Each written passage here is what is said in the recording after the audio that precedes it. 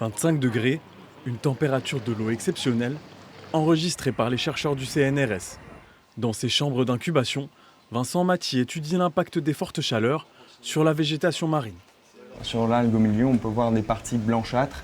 Donc c'est des parties qui ont d'abord subi un stress en raison d'une exposition prolongée à 25 degrés et qui maintenant sont mortes, qui ont blanchi et ne sont plus productives.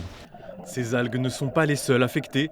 Les posidonies, habituellement réputées pour être plus résistantes, subissent elles aussi les effets de la chaleur. Les posidonies jouent un rôle très important, notamment en tant qu'habitat, en tant que nurserie. Donc on a beaucoup de poissons qui viennent frayer, on a vraiment des refuges de biodiversité. Elles jouent également un rôle dans le stockage de carbone, donc elles vont venir stocker ce carbone, puiser du carbone de l'atmosphère et l'enfouir dans le sédiment, dans leurs racines. Donc si on perd les posidonies, on va un petit peu perdre son rôle aussi tampon de l'océan.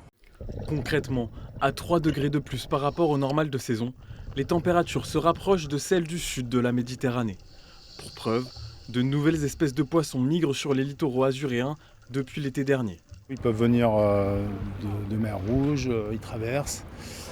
Ou c'était des poissons qui étaient localisés sur la Turquie par exemple, ou même au niveau du Maghreb, et qui traversent ou qui remontent, qui fuient un peu les canicules marines qui sont encore plus importantes au sud. Par exemple des perroquets qu'on peut voir en Atlantique comme aux Canaries par exemple, nous on commence à en voir ici. À ce rythme, l'eau pourrait atteindre 28 degrés la semaine prochaine, une canicule précoce qui se répète d'année en année.